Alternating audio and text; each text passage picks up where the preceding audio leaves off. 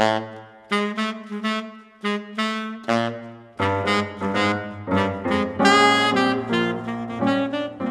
my gosh, it's so nice to meet you. We were just laughing about a couple of funny stories beforehand. So if you see us still smiling and laughing, it's all good. But thank you so much for being on the Everything Saxophone podcast. Yeah, thank you so much for having me. Also, before we get started, my name is pronounced Lucia because it's the Spanish way. I know there's like other ways to pronounce it. Lucia.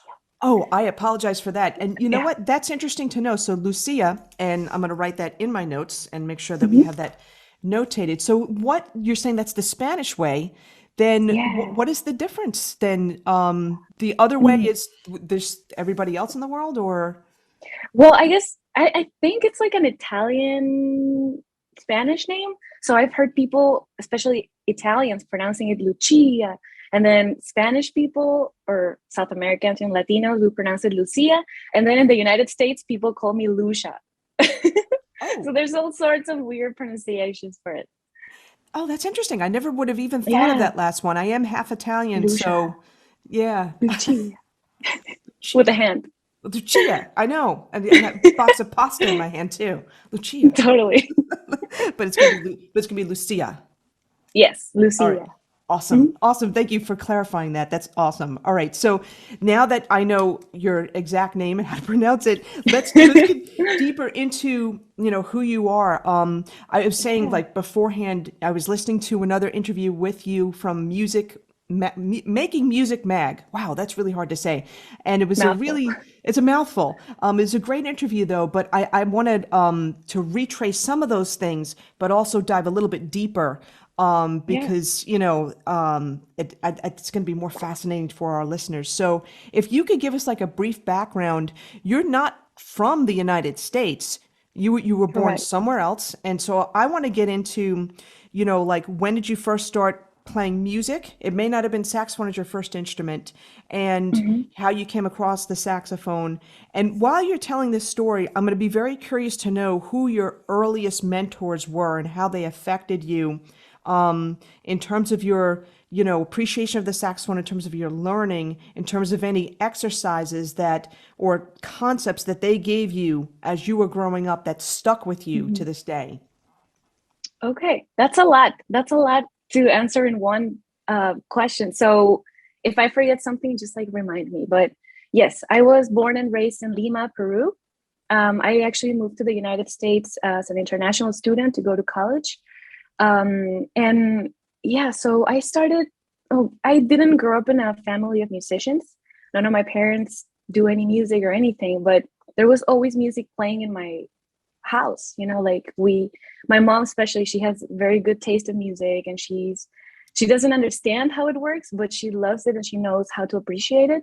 So I guess since a very young age, I was like growing up listening to a lot of different kinds of stuff, rock, like especially 80s rock from the Oh, United States in English, that my mom loved. And um, also, I'm an only child. So I think that's kind of important because my parents were always trying to get me to do things. So I wouldn't just be sitting at home, playing video games or whatever.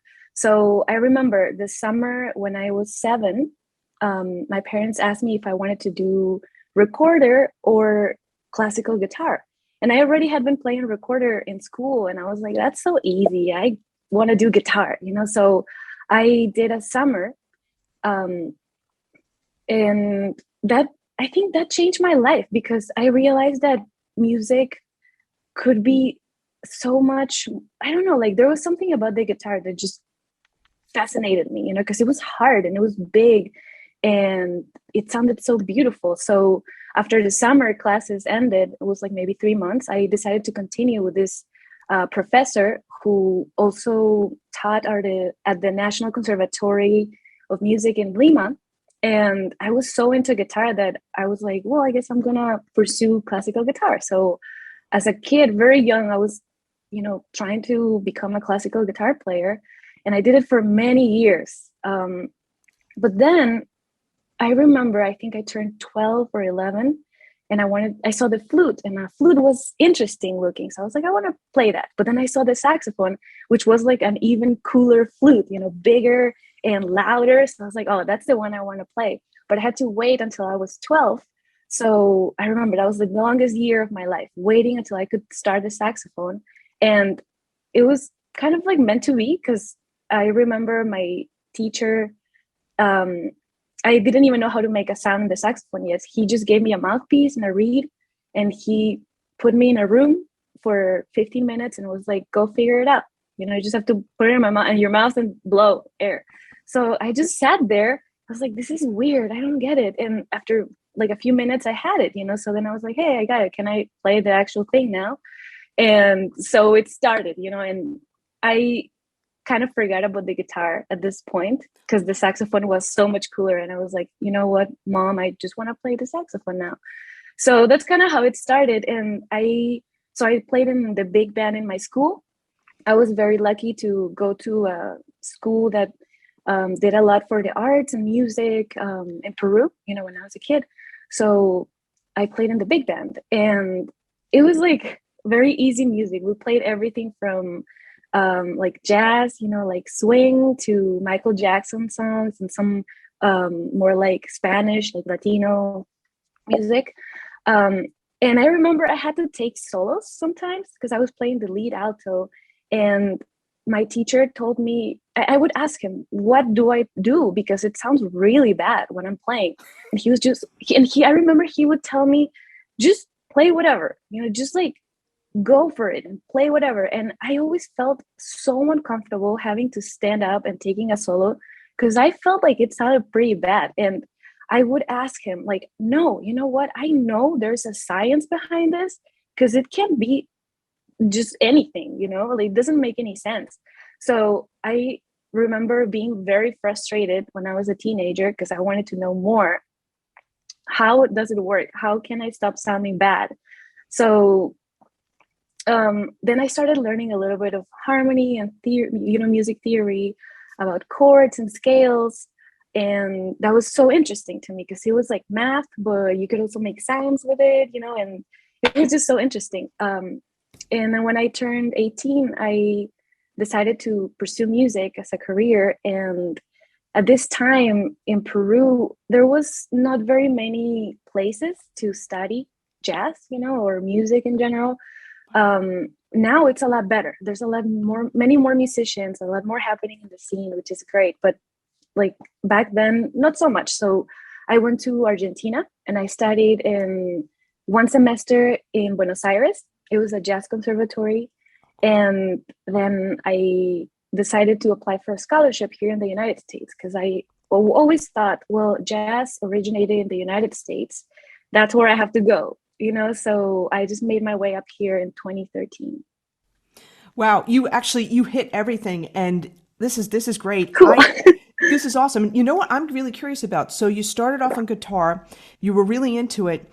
What effect, if any, do you think studying classical guitar had in terms of your understanding harmony later on, or even hearing harmony in your head as you were playing saxophone?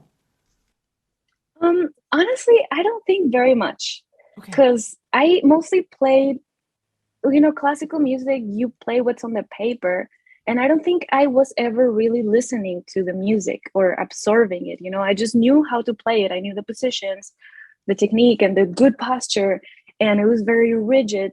So I think it helped me in other ways. Maybe I learned discipline. I learned how to practice, and appreciate other kinds of music. But as far as harmony, I don't think it did much to me. I was also very young, so.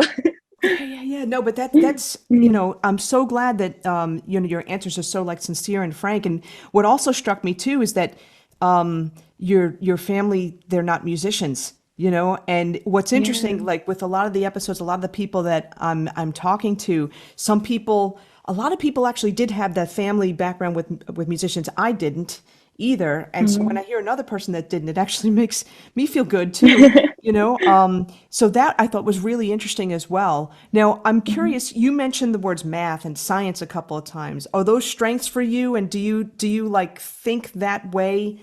I'm jumping the gun a little bit here, but do you kind of approach improvisation in that kind of way? Or it's just, just like math and science are like, subjects you did really well with? Well, I've always been very studious. Is that how you pronounce it? Studious. And I guess yes, I do approach things in a more logical way. You know, how does this work? I want to figure it out, and I want to know how it works. You know, which has been it's probably one of my strengths, but also a very big weakness that I have because in my beginning, you know, like when I was in college, especially, I remember my teacher would just tell me, "You're thinking too much. You have to stop thinking so much. You just have to play. You know, play, go for it." And for many years, I felt like I had this wall in front of me that was not having all the knowledge yet, where I felt like it stopped me from just going for it, you know? So yeah, I remember when I played in the big band in college too, and I had to take solos, but my saxophone teacher back then, I remember once he put me in the middle of the room and he was like, stop looking at the chords, you know, just like go in the middle of the room and play with the drummer. And I was so embarrassed. I hated it. But I think it was good that he put me on the spot. Like I had several teachers that did that to me actually, just like putting me on the spot and be like, "Hey, just close your eyes and play." You know, like let it go. Let go of whatever it is that you're tensing up about, which I think is more like the whoa, I don't think I'm doing it right, like how it has to be, you know? Which maybe it comes from like, yes, I loved math when I was in high school or whatever. You know, I'm so glad you're addressing this because I think a lot of people that are listening can absolutely relate to what you've just said. I know I certainly can, and I'm still intrigued by the fact that, when you were younger and you were in the big band and you said, "Well, how do I do this?" And you teach, just play anything. And I'm thinking, but that's not great. That's not helpful. And now you're telling me. And then, later on in other instances, oh yeah, no, just get away from the music, which I can understand that to a certain extent. Mm-hmm. Get away from the music, just play with the drummer. But then I'm thinking, but wait a minute, what if you really have no clue as to like what will sound good? Yeah. What note choices are the best? I mean, Mm-hmm. rhythmically, I think that's a great idea, to absolutely Mm-hmm. get, in line with the drummer and feeling the time and stuff. But if you have no idea what the note choices are, that's like not only embarrassing, it's overwhelming, and it's like I don't know, it's like Yeah. overload. Yes, you know, I that's something that I think I figured out how to get over that just a couple years ago. Um, and it was I think I was hearing an Instagram live of a saxophone player from New York. I think his name is Chris Bittner, and he was talking about how he practices, and he said something about he just plays melodies, you know, using the major scale, and trying to search for the melody. So during the pandemic, every day I would start my practice just playing melodies. I would choose a major scale. We all know major scales, right? Like they're easy, they're easiest. Um, and I would just try to play melodies that I heard. And one thing that I feel like it's important when your music theory knowledge, your harmony knowledge, and your ears catch up. So I feel like my ears had to catch up, right?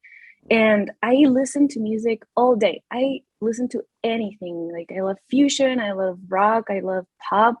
Like I've been playing reggaeton like this past 3 months, you know, so that's what I've been exposed to. So I know what good music sounds like, and I feel like I trust that I have good judgment for melodies and rhythm and groove, you know. So um, this exercise of starting my practice, just playing music, searching for the melody, was life changing to me. And the first few days that I did it, it was uncomfortable because it was like, I don't know if I'm doing this right. I don't know what's the point of this, you know. But the more I did it, sometimes I would just spend a whole hour playing melodies, you know, and then the melodies can be very simple or they can also be more sophisticated if you decide to do so, you know. So yeah, I think I had been caught up too much in the theory, practicing scales. I do a lot of transcriptions. That's what I've done a lot because I think that's the best way to absorb a language, right? What I was missing was just playing and searching for the melody. Um, so yeah, that was probably a life changing moment in my music education or path. That's awesome, and thank you for Mhm. sharing that. And one follow-up question with that: when you were searching for melodies, did you put on any kind of like backing tracks, or did you just play? Did you put a metronome on? Like, what did you do? That's a good question. I did a lot with a drone. You know, you can just go on YouTube and look for drones, and then you pick a key, and it gives you one solid note. So then you can make whatever you want out of it. It can be minor, it can be major. You can use whichever scale you want over it. So there's a lot of freedom, but there's a little bit of a like a what do you call, like a Foundation. platform to Yeah. stand, like a foundation to stand over. Um, Sometimes I felt like the drums were limiting because I wanted to do something else. So then I would just play by myself. Um, and yeah, like sometimes it helped to just turn the lights off, light a candle and make my environment pleasant so I can look for the beauty and look for a melody, and make it nice. And also, yeah, this actually helped me with my writing too, because I was just creating material all the time. I was like creating melodies. So then there's been some songs that I've ended up writing like this, just searching for melodies. Awesome, Mhm. because that would be another question that I would have for you, like in terms of your writing process, what's first? Is it the melody? Is it, going to a piano and figuring out chords and stuff like that? So I think you pretty much just answered that, for the most Yeah. part. Well, actually, I like the chords better. Oh, I'm Yeah, wrong. because like we just like totally switch paths to composition now. But I guess it's okay. I'm gonna answer. Um, so I like to write on piano because I know how to play the piano. I know my way around it, but I'm no piano player. So this lack of knowledge makes it so I can come up with original things. Because when I try to compose on my saxophone, I always end up playing the same like things that I am comfortable doing. Interesting. And it's the same way when you grab an instrument that you don't play and you just kind of like explore and you end up coming up with things that you probably wouldn't come up with in your main instrument. So that's why I like the piano. Like what I like to do is sometimes I'll just sit there and I'll close my eyes and I'll put my hands wherever. And then if it sounds good, I'll try to figure out what chord it is. And then I'll move a finger over. And um, if it sounds good after the first chord that I had, then it's a keeper. So it's very like, kind of like, I like to play around like a kid, kind of like my way of writing. That's awesome. And when did you take up piano? Was it something that you had to do in college? I did in college, yes. I took a year of piano for piano majors. Um, I just like kind of like sneaked into the classes. They were really hard for me. And then yes, I've always wanted to, I love the piano. It's probably my one of my favorite instrument. Um, so right now I'm trying to focus a lot on it, and I'm doing it by learning Stevie Wonder tunes.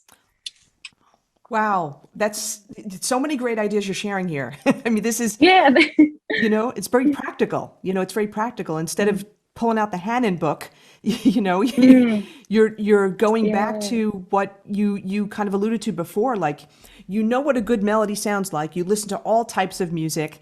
I like the 80s rock thing too, by the way, because I grew up listening Yeah. to that.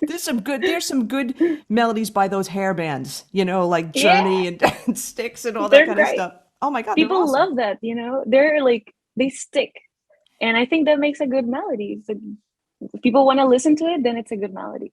Yeah, even the guitar Mhm. solos. I keep thinking about Neil Schon from Journey and his guitar solos, while some of them, did shred for sure, but some of them were just like Mhm. melodies, just beautiful melodies that, they stick to this day, Mhm. the song is almost defined by the guitar solo and stuff like that. Yeah, And it's so interesting true. because this is going back to we're talking about saxophone practice, we're also talking about composition, but how you're practicing can lead to composing new songs. And I thought it was really interesting how you shared, you know what? someone gave me some good ideas from Instagram Live. So let me incorporate that into my practice. And you did it in a Mhm. different way. I wasn't expecting you to say I use drones. I was thinking, all right, maybe she's just using a metronome, or maybe, she's finding like backing tracks. There's a lot of great backing tracks on YouTube for sure, but in a way that actually can be limiting because then you're thinking about chord progressions, and then sometimes too many thoughts in the head can be limiting as well. Mhm. Exactly. Yeah, totally. And this is great. This is also great. These are also great tips too for people that are what I call, and we talked about this before. We got on live here. The messy middle. Where Mhm. you've learned your instrument. You know a good amount of major scales. You know some minors. You know some blues, but you don't know what to do with it. Or you're playing the same stuff Mhm. over and over again. And just as a quick mini recap, you had a couple of ideas. Number one, hey, you know what? And I've said this before too. Get it. I have a piano over here, but get a cheap Mhm. keyboard or get some kind of keyboard. And you know what? Tinker around. Go on an instrument that's kind of uncomfortable for you. I mean, Mhm. learn, of course, where the notes are, but just see where that brings you.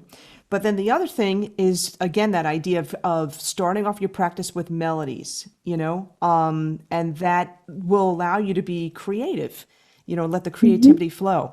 That's awesome ideas. Yeah. Also, melodies mean different things for everybody, right? A melody can be very simple. It can also be very not simple, you know? You can do whatever you want as long as I think something I just remembered, but something that I was trying to keep in mind was paying a lot of attention to what I was playing, hearing it, and then trying to imagine what note would sound good afterwards. Kind of like building melodies very slowly. Like also, it doesn't have to be fast. Actually, practicing slow is the best thing you can do. So I would just try to play a note, be like, what would sound good after this note, and then just go for it and try to find it. And if I played a note that didn't sound good, then I would just maybe rewind, go back to this first note and look for what sounds good after it. Let's find it. It's I mean, in music, I think it's a search all the time. There's no right answer, there's no right way of practicing. Actually, something that I love doing is talking to fellow jazz musicians and asking them, "Hey, so how did you do it? How did you get here?" And then everybody has different ways of basically arriving to the same end. Like we're all doing this thing called jazz improvisation music, but everybody came from different spots. So it's great to share. It's great to talk to other people, and some things work for some people and some things don't. I love that point Yeah. too. A melody is different. A melody, you may perceive a melody as a certain way. I may perceive it as a certain way. Someone else may perceive it as a certain way. Hmm. It depends on, I think it also depends on your upbringing and what you've been Totally. exposed to and listened to. And Hmm. if you've been exposed, like for me, not having musical parents, but, just listening to regular pop radio and stuff like that. Yeah. I'm lucky that, I grew up in a time where actually there were saxophone solos on the radio, like Supertramp, Yeah. great stuff there. And, oh gosh, now that the names are escaping me, I could see these people. But anyway, just really great saxophone solos, late 70s, early 80s, even mid 80s and stuff, where saxophone, it was cool to play saxophone solos, in pop music Yeah. and rock And they music. were simple. Solos in pop music are simple because you want the listener to stay engaged. So sometimes playing simple is good. Yeah, and you could always expand from there. And I could think about some of the students that I've taught where they were exposed to John Coltrane at an early age, and that's their track in terms of melodies, where it's more complex. It's Hmm. melodic, but in a different way. So yeah, melodies can be Exactly. different things to different people, and Yeah. w- you know, I know we're gonna make a lot of left turns, right turns, all that kind of stuff. Everything is related though. It certainly is. But I'm still curious also about like, growing up, right? So, you were put into practice room. Okay, here's a reed mouthpiece. Okay, figure it out. You figured it out. Were there any Mhm. were there any mentors, like did you take private lessons? Were there any mentors early on that helped shaped you both sound wise for saxophone? We'll do this in two paths, sound wise for saxophone, but also in terms of jazz improvisation. Were there any of those earlier mentors? Yeah, I've had very good mentors in my life. People that have, I don't know, they saw something in me maybe, and they were always sharing their knowledge with me and kind of guided me very well. And I'm very grateful. I started in my big band, in the big band in my school, and my teacher was called Ruben Romero, and he introduced me to fusion, which I love. That's my favorite style of music now. I remember he also showed me Charlie Parker and Chris Potter when I was 13 or 14, and I hated it. I was like, I don't get it, this is dumb. And now I love it.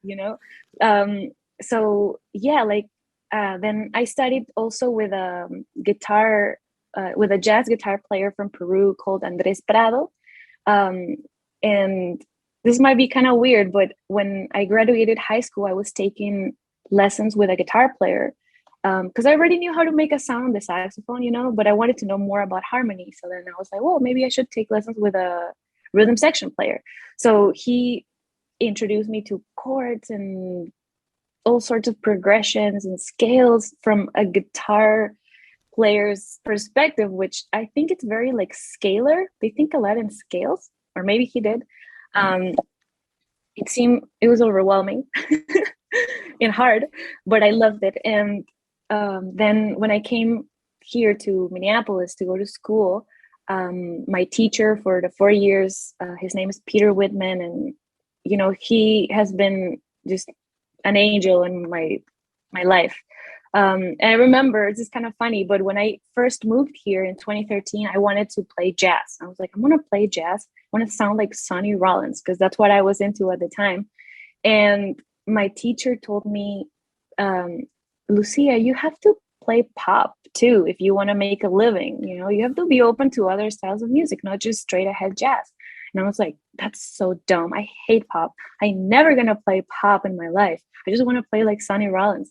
And then he was like, okay, whatever, she's going to like figure it out at one point. And so I'm actually grateful that my teacher he always like exposed me to different kinds of music. I didn't go to I didn't do a jazz degree.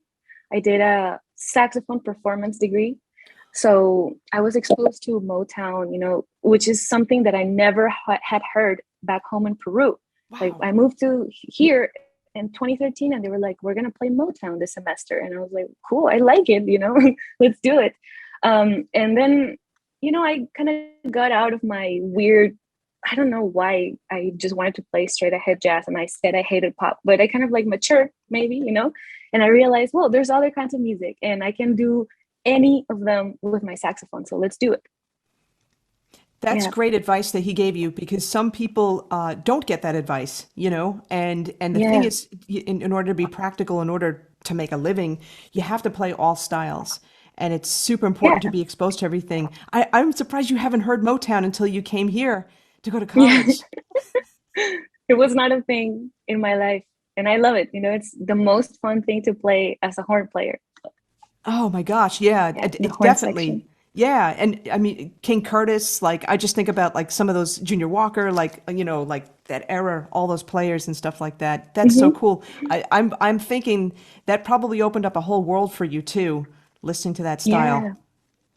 for sure. Totally. Yes. Hmm. And just Um, thinking about like I'm thinking about fusion, Motown and stuff like that, like wedding those two together. You know what I mean? Like soul with the intricacies of fusion. hmm. Yeah, totally. Cool. So with college, you had your mentor there. Let's continue on. After college, what kinds of things were you doing? And I know you just completed something really, really cool. Not necessarily completed, but you've been on tour with somebody that is, famous worldwide. So can you talk to us about what happened after college? Yeah. So let's see what happened after college. Well, I needed to make a living. I needed to pay rent, just like everybody. So actually, I was very lucky to come here as an international student, because when you are an international student in the United States, you can't work outside of your field of study. So throughout the my whole time in the United States, I could never have gotten a, I don't know, a restaurant job or Wow. anything like that, Starbucks, you know. So I had to figure out how to get gigs from the beginning because I wanted money, you know. So um it's always been like this pressure that I had, like I have to get gigs, you know, let's get gigs, let's get good at this. So it was kind of like a big impulse behind me to get better. So I was gigging already when I was in college, like playing a lot of weddings. um what else, like I don't know, playing like original music with friends, people that would call me for, I did brass band, I played a lot of funk because Minneapolis is the city of funk. um and something that I always did was say yes to everything. You know, I got called to play a polka gig once. I don't know what's polka, never heard it. They're like, "Do you want to do it?" Yes, let's do it. I'll figure it out, you know? So I think it's important in anything that you do that you say yes to the opportunities and then you just figure it out later, you know? As long as you're always working hard and, you know, staying consistent and disciplined, I think you can do anything, really. The polka, Yeah, so that's not easy.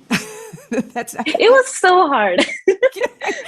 how did you deal with that gig? Okay, and I got to ask you, how did you deal with that gig? Did they have written music for you, or was They it had charts for me. okay? That's Yes, good. some of them were handwritten too, Okay, yeah. and I don't see very well. Like I wear glasses, so I don't see very well from far away. So it was very stressful. I was like, "What is this note? Can't tell." Oh my gosh. Yeah, I'm wondering how many polka gigs you played after that, but it's I think I just two. Never again. that's it. Well, you know what you like, you know what you don't like, but thank God Yes, there were but you charts. have to try it. Yeah, you got to try Yes, it. you gotta try it first, and then you realize I don't really like playing polka that much, so I guess I won't. Yeah, you know, also I have forgotten, but I did a lot of teaching too. So Oh, I was gonna say, something yeah, that I'm very passionate about cool. is teaching, and I I got asked to.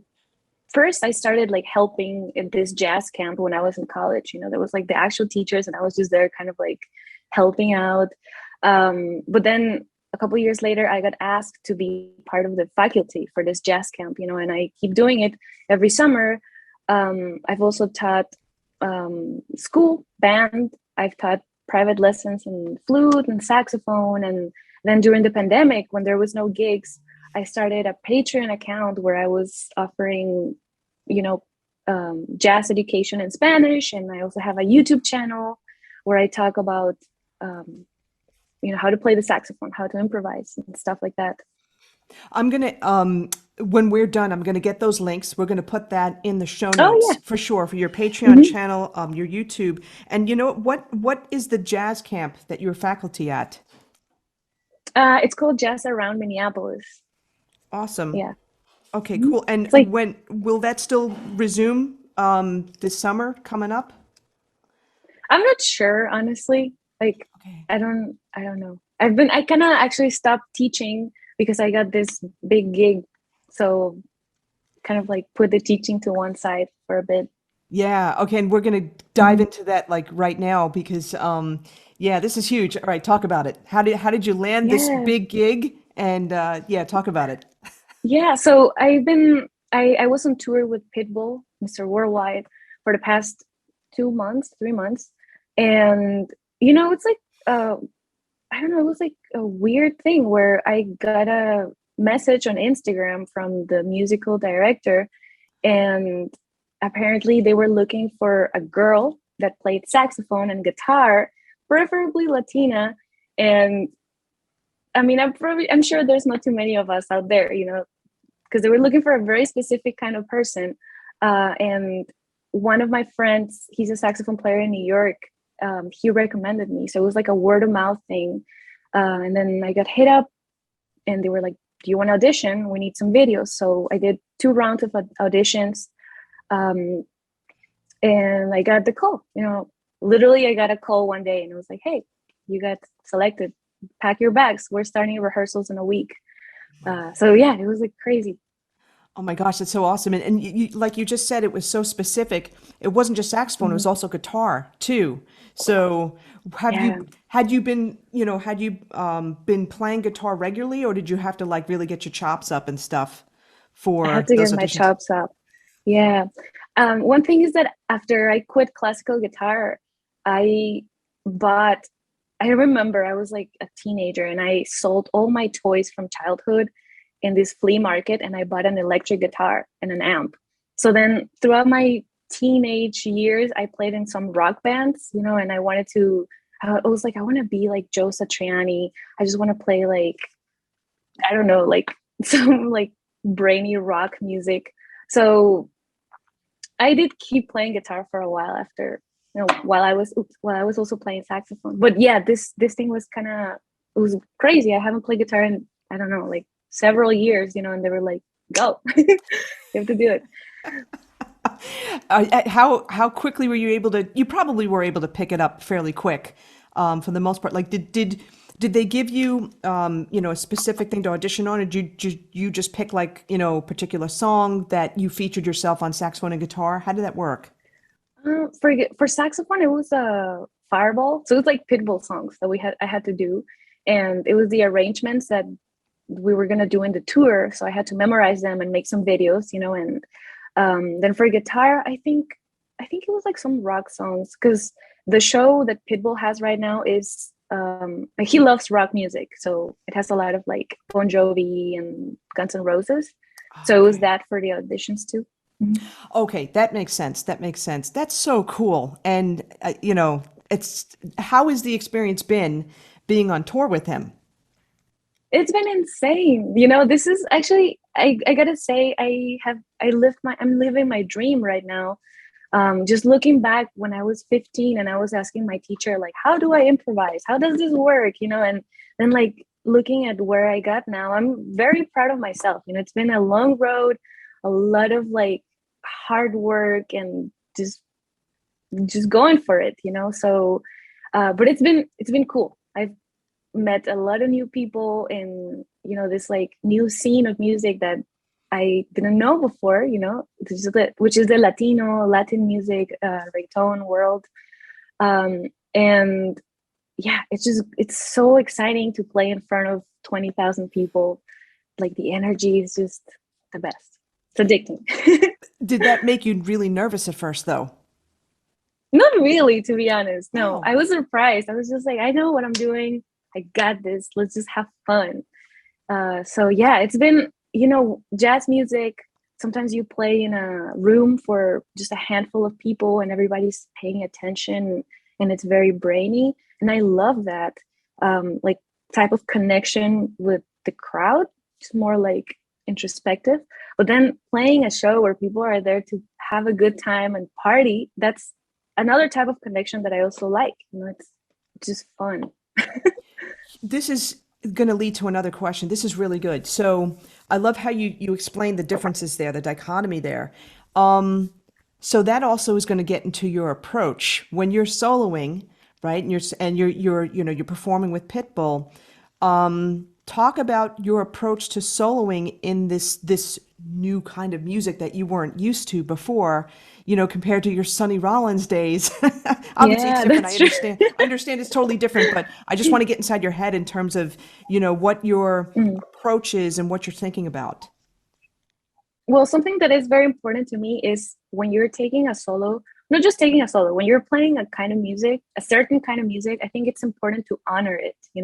You're not gonna go play with Pitbull and try to sound like you're playing with, I don't know, with Bill Evans, because it's two different things. And I know there's a lot of people who do, and that's okay, but in my opinion, you have to play the style. So that's been hard. It's a big challenge because you have your voice as a saxophone player, as a musician, but your voice is several things. You have one voice, but for a lot of different things. So it's important to study the the style. And I guess for Pitbull, it's like reggaeton, pop music. And for me, pop music has to be uh, efficient. It has to be easy for the listener to grasp, and engaging, you know? So I guess my approach when I take a solo with him is more about like just going for it. You have usually pop solos are also shorter. You don't get to stretch for 5 minutes, right? So it has to be everything out there, Pedal to the metal for 8 measures, maybe Pedal even, to the metal. yeah, for eight or Yes, 16 measures. exactly. So I when had you're, another one in mind, but I was like, I'm not gonna say it. But okay, I like to the wall. I got it. No, I got it totally. Yeah, I'm usually the one that's making it non-PG, but no, that's yeah. awesome. But so, Pedal to so the metal. So this like that idea of, just going for it. It's high energy, it's got to be at a 10, right? What does that mean for you? Like that was so interesting you said the word efficient and engaging. What does that mean for you on saxophone? Does it mean like tons of 16th notes? And again, we have to honor the style of the music, but like what does that mean for you at a 10 at pedal to the metal? So efficient and easy to grasp, pedal to the metal to me means melodies, playing melodies that the crowd can, their brains can process it and be like, oh, this is a statement, make a statement in your phrases. And I guess just like playing with a big sound and going high, altissimo is always a thing for pop. Yeah, playing a lot of notes if you want to, as long as it's musical, you know? This Mm-hmm. actually, and I was just thinking to myself, as soon as you said melodies, I just thought back to what you said before, when you saw that Instagram live video and you Yeah. thought about melodies, and now you had the opportunity after all that pandemic practicing of melodies Yeah. to now be able to incorporate that in, Mm-hmm. live, and it's not just to a handful of people, it's to like 20,000 plus a night. Mm-hmm. Yeah, that's true. And well, when I'm playing jazz, I also think of melodies. Like, I don't know, there's something about melodies that just stuck with me for the past year, and just search for the melody. Absolutely. I think that's such great Mhm. advice. And now you mentioned it, and I know this has, been said in some of like your bios and stuff, big sound. So let's talk about your approach to sound. I know people are Yeah. going to want to know about equipment, so that's important too, for sure. Hmm. But even just starting from you figuring it out, but Yeah. but in terms of like sound, who were your who were your biggest mentors? Were they the same people or were they different people? Mhm. So I guess when you say mentors, do you mean instructors, teachers, or people that I look up to, like players? I think it could be both, but I'm curious about the Mhm. teachers, but also I would like to know about the Yeah, like people an who inspired you. influences. Yeah, because you mentioned Sonny Yeah, yeah, Rollins. I yeah. mean, yeah, the huge sound, for sure. But Totally. Yeah. So I've always been drawn to, well, tenor. Tenor is my main love, my main instrument. And I have always loved players with big sounds that play get pedal to the metal. No, how was it? Gas to the metal. pedal to the metal, that's it. Yeah, like Chris Potter, big sound. He'll be playing a ballad, but he's playing it like he's angry almost, like an angry ballad, but it's still beautiful and like emotional. And then Michael Brecker, of course. Oh my God, he's like just my, I don't know, love him. Bob Minzer, big one. I love Yellow Jackets, all the fusion stuff. Okay. Then who else? Yeah, Sonny Rollins, Dexter Gordon, of course. Um, I think all of them have in common that they have big sounds and they play with a lot of intensity. There's just something about that I've always felt drawn to, because I guess it's the way that it makes me feel. So I always, whenever I grab my saxophone, I try to channel that energy of, like just giving it your 100% all the time. You just reminded me too. Someone that I interviewed a few months ago, Alexander Betts. He's in the Netherlands. He Mhm. just put out an album called Big Sounds, and it was his influences Mhm. like Dexter Gordon, like the Sonny Rollins, Mhm. Ike Quebec, um, a few other people, but I listened to his, listen to his album. He's got a huge sound as well. I'll Hmm. actually send you. I'm gonna actually write Yeah, myself a note. please. I would like to hear it. Yeah, really good stuff. And, he really captured that his mentors, the people that really inspired him, he really captured that in his album. And I was just thinking that would be awesome for you to listen to too, and another person to check out as well. But yeah, all Hmm. the people that you mentioned, oh my gosh, absolutely, for sure. Huge sounds, can be really inspiring. But now let's get into the teachers or the instructors that, Hmm. helped you obtain your big sound. Mm. Yeah, so let's see. My college professor, huge sound, he plays pedal to the metal 100%. So I guess I always wanted to sound like him. I loved his playing. And the approach for me has always been transcribing because I don't know, like I would just I've always liked to pick something like a song that I liked and try to sound like that. It's like very simple actually. So I remember doing that a lot with Coltrane. Oh, I forgot Coltrane, of course. Love him. Um, I love the way that Coltrane plays in the palm keys. It's kind of like whiny, like when he's playing ballads.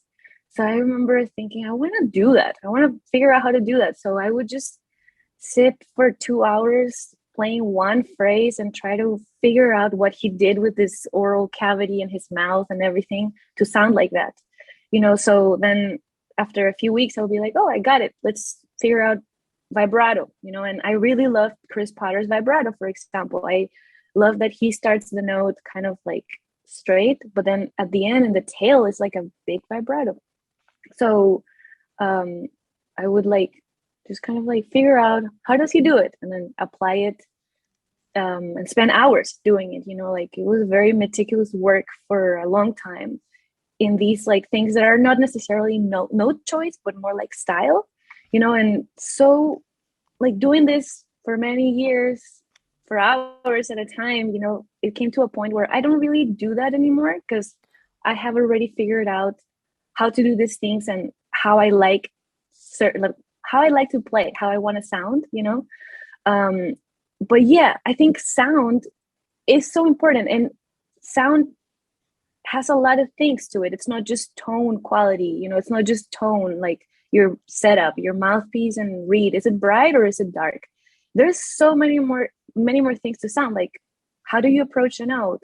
Your articulations, your intonation, vibrato. Do you use any bends? How like breathy? Is it a breathy sound? I don't know. Subtoning. So yeah, sound. I never really like actually knew that I was practicing sound. It kind of like came later when I started teaching and I was asked by my students like, how do I work on sound? And I was like, let's think about this. How do you work on sound? I don't know. And people always told me like, I like your sound. You have a great sound. I'm like, well, what did I do to, I don't know. So then I just kind of like figured out, oh, it was like all these years of transcribing and just focusing on one specific thing, that over the years came up to be this, like the whole of the sound to for me. for you. So this is a great Hmm. answer, and I want to dive a little bit deeper into transcribing because people are going to be wondering, okay, is she transcribing whole solos? Is she Yeah, good writing it question. down? you know, um, Yeah. there was going to be something else with regard to transcription. Well, let's answer those two. Yes. So transcribing whole Yeah. solos. Are you writing it down? What are you doing? What were you doing? I should say. Um, I never wrote them down except for a class that I had to write them down. But sometimes, okay, this is cheating, but I would transcribe them by ear. But then I had to turn in the written transcription. I would just Google it and be like, here it is. Sorry, teacher, if you're hearing this, I'm sorry. But no, I don't never really write them down because I prefer to memorize them and like listen to them because then it's all in my brain and it's kind of like a library of information there. Um, and whole solos, I used to do whole solos when I was focusing more on style.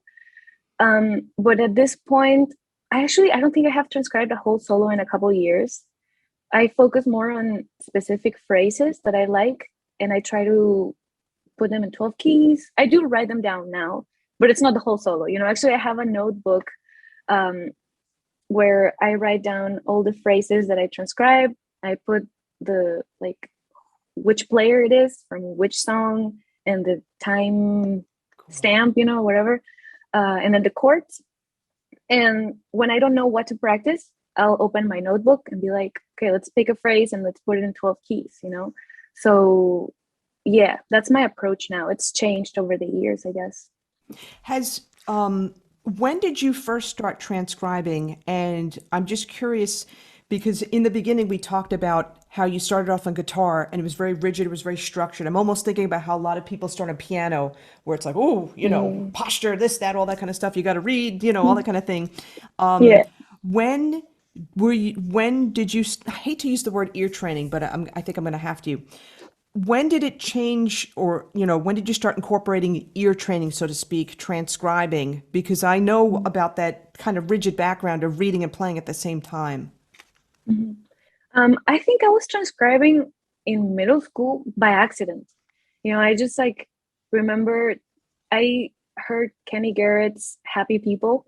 It's like this beautiful, happy song. um, and my mom loved it and I loved it. So then I was like, why don't I figure it out? Because I'll play it for her because she likes it. So I remember sitting down and trying to figure out the notes and then like stopping and then rewinding and going over. And then I ended up learning the solo too. I probably couldn't play it very well, but I kind of knew it. And I loved the process. For some reason, there was something magical about trying to figure out what this person was playing. It was a big challenge. And I love challenges. And I think I transcribed Cannonball a little bit and Miles Davis when I was in middle school or high school or so. So I guess I was doing it by accident. And then somebody put a name to it. It was like, this is called transcription. But it's really just figuring out, right, the notes. Yeah, it's figuring out what Mm-hmm. somebody else did, and for some Mm-hmm. people it is about writing it down. For some people, Mm-hmm. it's not about writing it down. And Yeah. in terms of that, you've definitely felt that that's definitely helped your ear training immensely. Yes. Yes. Especially like I have spent most of my like the last few years transcribing tenor players. So now when I hear a D on tenor, I know it's a D. When I hear a B on tenor, I know it's a B. Because I mean, I don't have like perfect pitch, but I think I have some weird like relative pitch that is related to my saxophone. So my ears are in B flat. So yes, it's helped me immensely.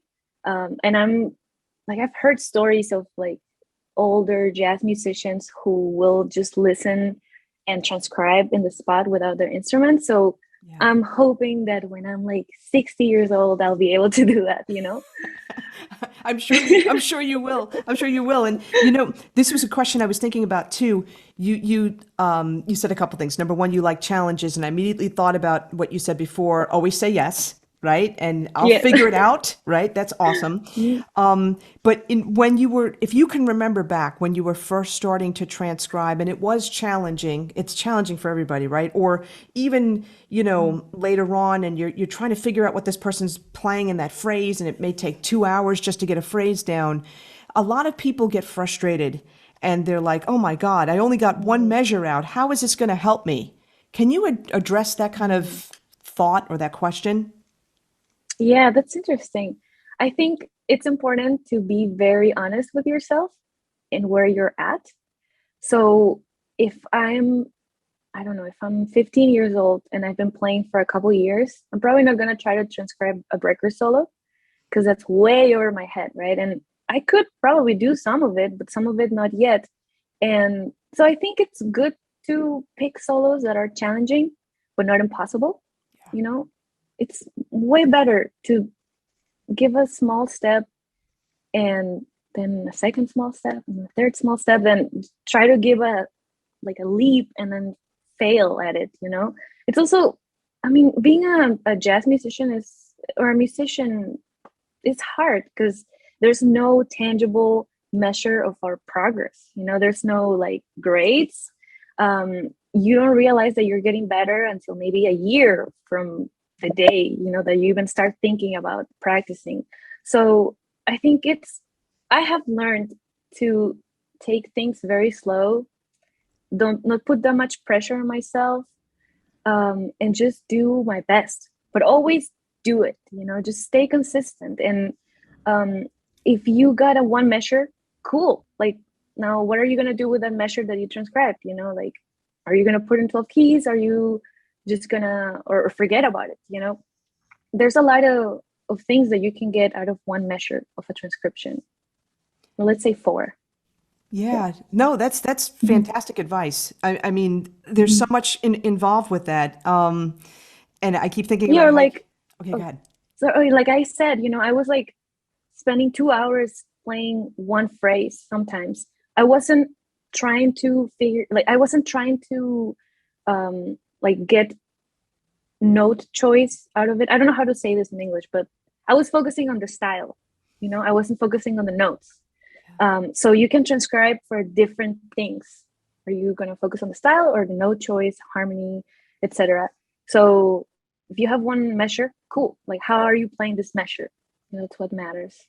You just actually you took the words right out of my mouth because I was just about to say, I love the way you said that because, a lot of times, and myself included, I'm thinking about transcribing like notes, rhythms, and context. Where is it in the song? Where is Mhm. it, where are these things happening in the measure? But the other part of it, the other huge part about it, transcription, is the style. And Yeah. it's not that when you transcribe Dexter Gordon and you could sound exactly like him, it doesn't mean that you will go out and perform like him. I mean, you may for a little bit, as you're finding your way, but you kind of alluded to this before. All these people that you've transcribed, style, let's say, you Hmm. took what you liked, what you didn't like, and then you put it for you. What makes you, what helps you to play those melodies. Hmm. Yeah, exactly. It doesn't, like, the notes. Yeah, they're important. Of course, they're very important, but it's more about how you play them. And then I'm gonna go back to the melody. Like, I've just been very into playing simple, but trying to sound good at it. I think that's more of a pop approach, maybe. Yeah, I Yeah. totally agree with you. And it's funny, you just reminded me too. Actually, when was it? It was, no, probably less than 10 years ago. I did a few gigs with Richie Kanata, who was Billy Joel's first saxophone player. And Hmm. I think he's a great player.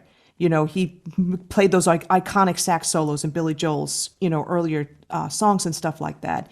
And Hmm. he said something to me that Billy Joel said to him. Billy said to him, "Hey, Richie, do you want to play a solo that people will remember 5 minutes from now or 25 years from now?" And that Yeah, there you stuck go. with me. Yeah, that totally Hmm. stuck with me. And what you're saying right now, that's like the perfect blend of Hmm. that. While we're talking about style and sound, and I know I went a little bit off on a tangent with the transcription, but actually not really because this is all related. Hmm. People are going to want to know what your equipment is. And before we even do that, though, I'm curious, when did you make the switch or the emphasis on tenor? Because you started on alto. Yeah, honestly, I don't remember. I know, I think I played tenor when I was a kid because I remember it was very heavy and I had my friends help me carry it to the second floor.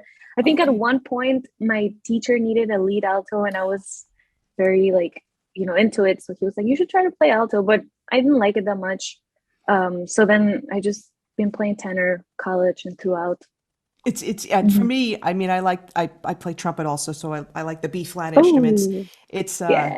yeah, it's a little easier. Well, certainly it's easier for the transposition. There's no question about that. But the one thing I like about the Hmm. tenor, I feel like there's more of a range in a sense where, yeah, alto, yeah, you can have a huge range, but tenor, you can go lower also. And, Yeah. because it's a bigger Hmm. reed, bigger mouthpiece, whatever, then you can get a little bit higher and it's not going to be in the dog piercing, the, Yeah.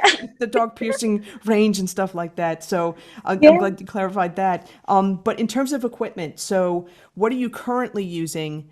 On tenor. Actually, yeah, what are you currently using on tenor? So my saxophone is a Borgani Pearl Okay. Silver, and I'm using a Theo Wani Slant Signature 6 star. Um, What else? Oh, Rigotti reeds. I think 2.5 medium. Um, yeah, that's what I'm using. Cool. Mhm. What ligature are you using? What is this one called? It's Francois Louis. Yeah, Ah, that's okay, the one, got it. Francois Louis. Okay, got it. And do you still pick up the alto?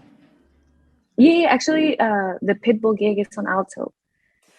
Oh, So how does that yeah, make you I'm feel though? playing. Is that Oh, uncomfortable, like playing alto when you're so used to tenor, or you just okay with you know that? what? It's funny because I had a gig on tenor this past Saturday, a couple days ago, and I haven't played tenor in 3, 4 months. So Wow. I had to get back to it. And tenor has been part of my body, like an extension of my body for so many years. But then I picked it, and it felt so foreign and so big and so clunky and awkward, and I hated it. But it just took like a few hours of like playing to get back to it. But I had never experienced that where tenor feels foreign to me. It's Oh kind of sad. wow. Oh my gosh. Oh my gosh. Yeah, no, Yeah. but that's, quickly gone. It's all good now. Yeah, it's quickly done. Yeah. No, the switch isn't that hard. I don't think so. um haven't struggled with that. Yeah, and a lot of people double and triple, and I know some guys that play, Totally. oh my God, so many instruments. I used to play tenor and alto on stages and stuff, but I prefer the Mhm. tenor. But in terms of equipment, yeah, on alto, what are you playing? I'm playing, so I have a Yamaha Custom Z unlacquered. The mouthpiece is West Coast Sax, Oh yeah, and I I'm just interviewed using Matt. the. Oh, really? Yeah. Cool. Yeah, I love it. It's. I always used to think, oh, I don't know, like a metal mouthpiece on alto is probably annoying, but this mouthpiece that I have, I think it sounds really cool. It's a very balanced. It's not just bright and crazy. Has a lot of body to it. And then the reeds I'm using are Van Doren Java 2.5s. Cool. Do you Mhm. remember that? I don't remember. I know Matt's. Like I had the Moam mouthpiece. Mhm. What do you remember the model of West Coast I Sax? have no idea. No, Okay, I just it like works. it That's works. That's all I care about. I'm not a big gear nerd, to be honest. If something works, then I'm like cool with it. I don't care what it is. Like if it's like a rubber band instead of a ligature, I'm cool with that. cool. Okay. Well, then let me ask Yeah. this question then. How have you, how many times have you like switched equipment, over the span of your playing, Mm, if good anything? question. Yeah, so when I was in college, never really. My teacher gave me a mouthpiece and I played it for years. And then um it was a bit of a darker mouthpiece and tenor, and I got called to play in a fusion band with like these guys that just played so loud and electric guitar with full distortion, and I was trying to like cut through and I couldn't. It was like, oh, I was always like just pissed, like I want to play louder, I want to have a big sound. So then that's I think that's how I came across this Theo Wani that I'm using. um Big sound, love it. And then that's been it. I've only had two mouthpieces, I think, throughout the years. And now that, I mean, I get sometimes um, gear from some brands. And they're like, hey, try out our mouthpieces. And honestly, like, I like what I use. So I don't have any need to change it at the moment. Maybe later I will, but yeah, not much really. I think Yeah. sound, it's a lot in yourself. It's good to have a good mouthpiece that is going to allow you to do what you want to do, but then you have to work in it too. It's funny because I did just interview Matt Lee, who, AKA West Coast Sax, and you know what? He's a mouthpiece Yeah, maker. He said the same exact thing. He said, yeah, you just find what you like and you stick with it and you make it work because stick no with it. mouthpiece is going to be 100%, the magic pill. No, no, no, exactly. Yeah, you have to work on it on your sound. Mm. Yes, for sure. And one area I want to cover also with regard, and this does affect sound because it's part of posture, but neck straps, harnesses, and stuff like that. Oh, Especially going from alto to tenor and stuff like that. What mhm. particular neck straps do you use? um, I have used the sax holder. Got it. Okay. for since forever. I'm a very short person. I'm small, and I want to play the biggest instrument ever. Well, the big tenor, and I want to sound.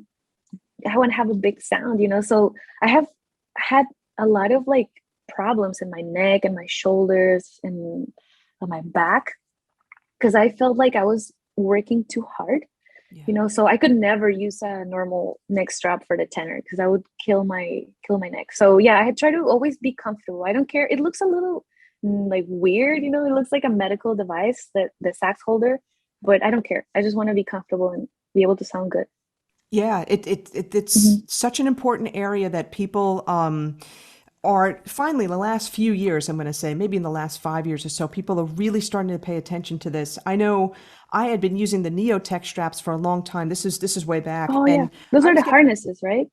Oh no, no, I no, could. the Yeah, the actual neck strap. I couldn't oh, use the mm, harness. That just felt really restricting. But the regular neck straps, I didn't realize I was getting lumps in the back of my neck, of and course, yeah. yeah, and headaches and that kind of thing. It never occurred to me. Mm, And then one of my student teachers hmm. comes in one day and he's like, he's got the Van Doren universal harness, which really looks like a space age thing. It really does. But man, like I never play Barry because that thing, I'm small too. And the Barry, I Mm. look ridiculous if I play the Barry, right? So he allowed me to use his Van Doren harness. I put the Barry on. I'm like, oh my God, I don't feel it at all. You know, Wow. I was in Okay, shock. so Van Doren. I'll try it. I've never tried that one. I've heard of it though. I think Chad LB mentioned it once. Actually, gotta Yeah, try that. you get it on Amazon. It's Hmm. I've known it like in the I guess maybe some of the first iterations of it because yeah, I mean we're Yeah. talking what 6, 7 years ago or so when I first found out about it, and I think it was Hmm. called the FNH 100. I think now they call it the Universal Harness, and they have it Mm. for they also have it for people that are much taller as well, but they Oh, also have it for cool. people our size too, and I Hmm. think the most important thing is getting the weight off the neck. And, so many people have come up with neck straps and Yes. harnesses to address this because to me, it's not only important for performers, for professional performers, it's also important for the young kids who are, Hmm. imagine that weight of the saxophone when you're first starting out. Yeah. Yep. When I was like in high school, middle school, I played the tenor, and I was probably like 4 feet something. You know, it was like my size. So I remember I was using a harness, no, a normal neck strap, but I had to put the saxophone on my foot, like on my heel, behind my body almost. So I always played like weird, you know, and like I think yes, you have to be comfortable with your instrument because if you're gonna be sitting for hours at a time practicing, you have to take care of your body. And actually, I want to add something to this, but I did struggle with I got like an injury in my neck, and actually it was like all over my upper body from playing the saxophone. This was in 2018. It's because I was playing with very hard reeds and I wanted to sound big, you know, so I don't know, I think I was like overdoing it, and my body, after doing so much effort and carrying weight for so long, it just collapsed. Like I couldn't play anymore. I had tingling in my face, in my neck, and I Oh my had God. headaches. So for a bit I thought maybe it's over. I'm never going to be able to play the saxophone again. So I tried everything, you know, acupuncture, massages, until I met a personal trainer at a gig. He was also a DJ. And I remember I was having a lot of pain in that gig, and I told him about it. And he's like, "Where does it hurt?" And I explained to him my neck, my back. And he told me, "You know what? Take personal training with me for a month and I'm going to fix you up." So I did. And just strengthening my upper body helped. And I didn't have any pain anymore after a week of working out. So after that, I going to the gym is a daily thing for me. I wake up every morning and I go to the gym first thing in the morning because I know my instrument requires a lot of effort and I'm a small person, so I have to be strong. And so this is part of my career too. I know it's not just about playing the saxophone, but it's also about keeping my body in good condition so I can play at my best. So I would encourage everybody to work out and stay strong, That is especially with a tenor. God, Oh my yeah. gosh. Or Barry. No, I mean, this is incredible advice Mm, because you know what? a lot of people don't think of they think about the physical aspects in terms of breathing, but they don't think about the Yeah. physical aspects in other ways. And, Mm. I'm sure it's also obviously helped your breathing too, going to the Yeah. gym. And I'm going to assume you're doing like strength training and cardio. Mostly strength training, but I do cardio too. Yeah. And the strength training would be the Mhm. shoulders and stuff like that. I'm thinking, more so. Um, yeah, actually everything, I do upper body and lower body 5 times a week. Um, I try not to go too heavy because if I'm too sore, then playing and practicing is painful. Yeah. So, I just try to stay in good shape and be strong so I can perform at my best. And you know what? Mhm. Speaking of that, let me go back to touring with Pitbull and Mm, traveling all over the place mm. and trying to keep in good shape. That must have been a challenge. So hard. Yeah, so it was like 8 weeks on the road, and you have no access to a gym. Yeah. So I did lose a lot of muscle tone. I lost a lot of weight during the tour, but something that I did get was my cardio because the shows are so intense. Um, it's a show. You have to dance and you have to look good and you have to have fun and move around. But at the same time, you have to play in tune and you have to play with good time. So it's very challenging in many ways.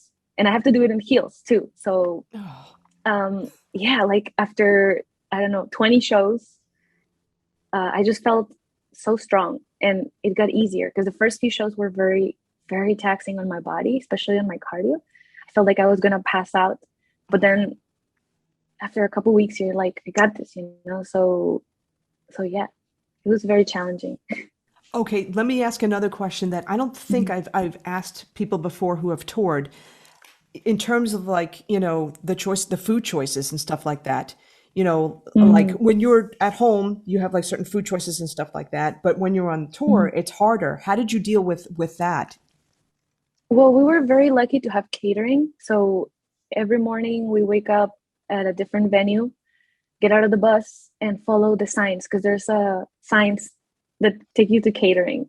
And then we had like all sorts of food, for people who eat meat and then for vegetarians Oh, and good. There were healthy options everything. then. So Yeah. yes, everything was actually very healthy, which was great. There was a lot of cake though. That was a problem. Actually, that was a big problem, the sugar. Yeah, But because you could everything was crash. healthy. Yes. So yeah, one hard thing about going back to real life after tour has been, what am I gonna eat now? I have to feed myself, and there's no catering that I have to go to. And no cake. Sorry. No cake, no more cake.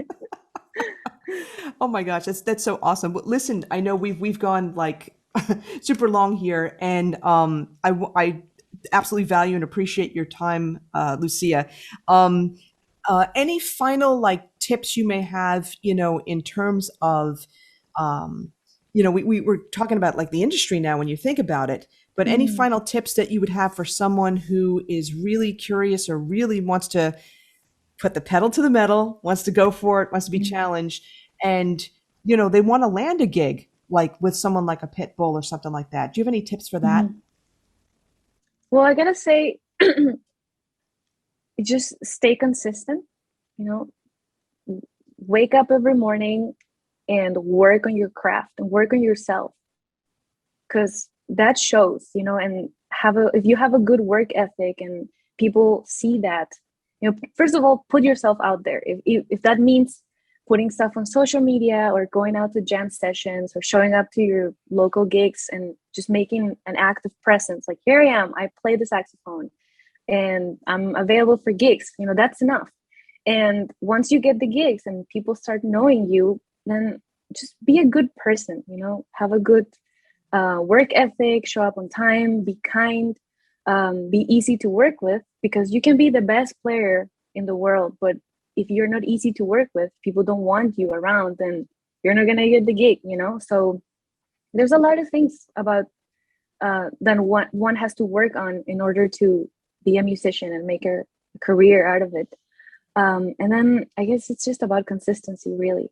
Just be prepared when the opportunities come and then say yes.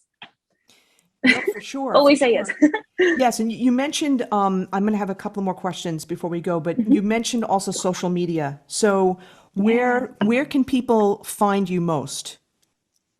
Well, I'm very active on Instagram, Lu Sarmiento Music.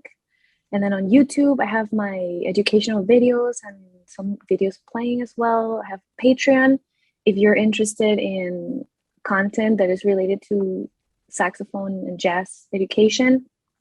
And of course, you can, I forgot, I have a single out on Spotify. That's the next thing I was going to ask. Um, Yeah. yeah, it's called Escape, Yes. and it's under my name, Lucia Sarmiento. Yes, and I Mhm. remember listening to it and I was thinking this is melodic and it's rhythmic too. Yeah. Yeah, it was I don't know. It was I wanted to make something that was not yeah, that was accessible for people. I guess you could call it smooth jazz, you know, it's about the melody and yeah. Mhm. And we've talked about like your songwriting process and stuff like that. Your singles, is it out? It is out right now. It's out right now on Yes. Spotify. Is it also out like on an Mhm. Amazon and on your website as well? People can find that too? Yeah. Yeah, it's like on all platforms on my website too, on Bandcamp. Okay, Mhm. cool. Now, are you going to be, let me ask this question, I should say, future projects, you're going to be adding more songs so you can make an EP or what's going on there? Yeah, I'm actually working on my full-length album right now. Got it. So after coming back on tour, I've been, playing for somebody else, and now I want to take some time and work on my own stuff. Pursue my big dreams of making my own music, and putting my name out there as a band leader, as an artist. So yeah, I'm in the process of writing and producing and recording everything right now. Awesome. Now, are those songs going to be similar to Escape? Like you said, it's melodic, it's rhythmic and stuff like that. Mhm. You could call that smooth jazz. It's really contemporary jazz, but are they going to be Mhm. similar in vein to that, or are you feeling like maybe some different vibes and different kind of approaches? Good question. I think it's a mix of, like you called it, contemporary jazz and fusion, because I love fusion. That's what I live for. The Yellow Jackets, Brecker Brothers, um, you know, groove and pedal to the metal. So I guess that's what's gonna be in my album. Cool. Mhm. All right, that's awesome. I know I just gave you a new phrase, pedal to the metal. Yes, I love it. Just It's just more PC than the other one. no, I like it. no, it's so cool. And you know what? It actually, as a recap, you're someone who has taken on challenges, said yes, said, I'm just going to figure it out, you know, and you mentioned too, like you want your music to be accessible, to be, when you're soloing, certain styles of music, you have to be efficient, and you have to be engaging. And again, it's that pedal to the metal type of idea for certain genres. It's not for everything, but for certain genres, Mm. you have to honor the music, and it may require, a pedal to the metal approach, so to speak. But Yeah. I think you've also had that approach, with your music career as well. I'm just going to go for it. Mm. No, no. Yeah, I think that's kind of my approach in life, really. I try to, if I do something, I want to do it right. I want to do a good job. So pedal to the metal all the way.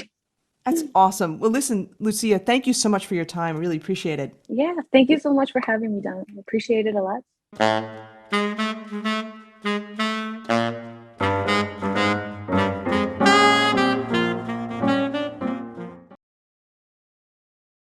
I'm also the first female musician in Pitbull's band. So it's like, come on, we need more women, you Wow. know? Yeah. Oh my God. Hmm. Yeah, that's It's crazy. good that opportunities they're happening. It's a good time to be a woman And you're right being an now in incredible music. role model, Mm. in doing that, and you're exposing a lot of young girls that are in the audience, Mm. oh, saxophone, or what is that? I want to play that. I Mm. think that's awesome. Yeah. Another person, Tia Fuller, um, Oh yeah, she's great. yeah, had her on the show She's as well. amazing. Yeah, I'm just Yeah, thinking, something I wish I would have said this, but yeah, like, so with Pitbull, we were in Saudi Arabia a couple weeks ago, and that was crazy because they're very, very conservative, and they don't let women do a lot of things. Women don't have freedom there. But in the past couple years, they have been opening up and becoming a little more, you know, loosening up, I guess. And I got to perform there. And afterwards, two or three girls came up to me, and the dancers, because it was me and two dancers, and they told us that they had never seen women on stage. They had never seen women performing before. And it actually almost made me want to cry Yeah, because they were yeah. so thankful. They were so appreciative of it, you know, and like going there was a hassle. We had to travel for 30 hours. It was hot. It was like so unbearably, you know, hot because it's a desert. And just hearing that from a group of girls my age made it all worth it. You know, like, this is why I do what I do. It's to, like, I know women, especially Latino women, you know, sometimes I haven't had a female role models like as much, you know, because it's hard. There's a lot of men out there who have been in the spotlight for years. So I hope that I can be that for somebody. And every time a girl comes up to me and tells me that, it just makes it worth it. It's the best. Oh my gosh, no, you certainly are. And you know what? Mm-hmm. Let me ask you this question. How long were you in Saudi Arabia? And you had to probably change you had to wear, what is that called? The the hair covering and stuff like that. You had to change your dress, right? Um, yeah, so we were there for 3 days. I think in total it was like 6 days, but most of it was traveling because it's so far away. But yes, we had to cover ourselves. We could only show our faces and our hands, no ankles, no nothing, you know. And I think they're letting women show their hairs now. So you will see some women wearing the big, I don't know what they're called, but the black thing where you can only see their eyes, and they have gorgeous makeup, eye makeup, you know. So you see some women like that, but you also see some women that are dressing more like us, but Yeah. they're still covering their hair. Mhm. Wow. Okay, Yeah, but it that's was an interesting show because they told me and the dancers, for example, don't touch Pitbull on stage, don't get too close to him, don't look at him, don't do anything that could be misunderstood by these people because they have very strict rules about conduct, especially for women. You know, so it was a very tense show. And I remember I was kind of like, don't screw this up, don't go to jail, go to jail, you know? yeah. A lot of pressure. All right. So, as a female musician, particularly as a female saxophone player, whether it was when you were younger, growing up, or maybe even coming to the United States, have you had any bad experiences being a woman? And, like, has it been more difficult for you to, grasp those opportunities than, I hate to say it then, well, no, I am going to say it, than men. Have you ever Mhm. experienced that kind of situation? Yeah, especially in college, there was a lot of like sexual harassment things that my college was doing. You know, they had to talk to some like to the guys, Wow. because I think that's just a thing when there's a male dominated field. You know, like women walk in there and you're going to be one of a few, and then things are gonna get weird. And if men haven't been taught how to behave, you know, properly, then things are gonna go south very easily. So yes, I have experienced a lot of stuff, just like some comments that I've heard. I think some guy said, "Yeah, can women can never play as good as men," you know. And I was in a group and I was the only woman in that band, so of course I took that personal. I was like, "Oh, you know, fuck that." Sorry. Um, that's bullshit, you know. I'm gonna have to prove this person wrong. So there has been, yeah, a lot of comments. Right now I can't even think much of it because I think also as I've gotten older, um, I've gotten more confident in myself and I know how to deal with these situations better. It's not like they don't happen anymore, but I just don't fixate on them as much as I used to. um, but yeah, it's been hard, you know, when you go to a jam session and you're the only girl, and then you're like everybody looks at you and you feel like you have to prove yourself, because you don't want to be the stereotypical girl that sounds bad, like the guys are going to think. So yeah, a lot of pressure. Hmm. It pains me that it pains me to hear that some of that stuff still goes on, and even in college. I mean, that's just crazy. That's just really crazy to me. Mm. I remember even out here, this was what, in the last maybe 5 or 6 years, one person reached out to me to play a gig, and he's like, "Oh, and obviously he did not look at my website, but he's like, "Oh, yeah, make sure that you're wearing like this, like really like nice, like skimpy kind of dress and stuff like that." And I'm thinking, Oh no, God. no. Would you say that to a man? I mean, Exactly. Would you ever really? say that to a man? Probably not. Yeah. Mm. I just Yeah, that. but I think times are changing too. Like Oh yeah, the they Me are. Too movement helped a lot, and the Me Too movement was starting to get big when I was in college a few years ago, and that has helped give women a voice to say, "Hey, this is wrong. Stop treating me like that. Stop talking to me like that." So I think it's good. Everybody should get hip to that, and we should have more discussions about this. So men and women, we can have a dialogue and hopefully solve things quick. Yeah, because you know what? It's Mhm. it's not about gender, it's about ability, and it's about Yeah. and it's even more than ability. You mentioned this before in terms of giving tips and stuff like that. It's being nice, being courteous, showing up on time, being a team Mm. player.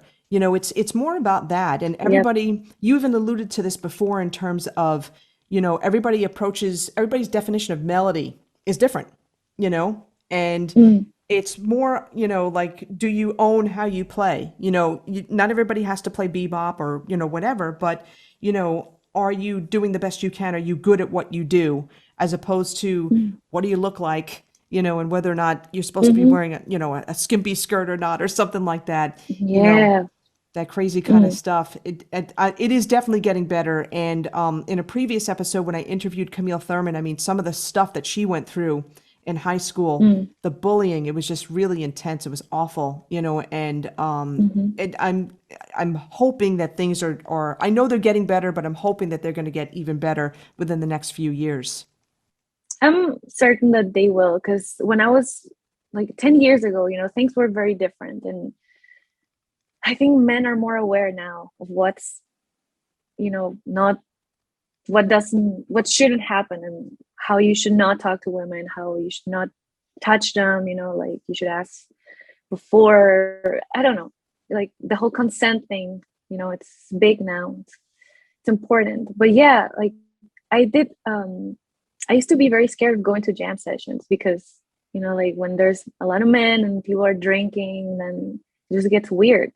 So I avoided that. And this is, I guess I can relate, to what this girl Camille might have said, because for me, it's been a very solitary road. When I was in college, my peers, they were guys and they would get together and practice, and sometimes they wouldn't call me, and I was like, well, I want to be part of this, I want to like get better too, come on guys. So it's been a lot of me working on my own, at my own pace, in my own space, that I feel like if I had been a guy, maybe I would have been included more. Mm. Yeah, that's thank you so much for sharing that. And it's so sad to hear. And I'm hoping, like I said before, and you're saying too, it's definitely going to get better. And I think awareness is the first key, and the Me Too movement certainly started that, for Mm. sure. But look at all that you've accomplished, and now you're a role model to a lot of younger girls and younger women, who may not have had the Mm. opportunity to play an instrument like the saxophone or the trumpet or trombone. The awesome thing is that we're seeing more female players of these instruments that were traditionally male instruments, and these Yeah. female players are killing it. Yes, there's a lot of us out there. It's a very exciting time to be a female musician, I think, because people are starting to realize that women can do the same thing men can, better sometimes, and yeah, I think it's good. Um, yeah, also all my role models, when I was a like younger girl in music have always been men, like Michael Brecker, Bob Minster. All these are very tall men that don't look anything like me. So I don't know, like I got to keep, like I was able to keep pursuing music and keep pursuing the saxophone, even though I never saw anyone that looked like me, like a Latina girl. But I'm sure that maybe not all girls can do that. So I think it's good that we have more women and more visibility, so different kinds of people can also see that this is possible for everybody. Absolutely.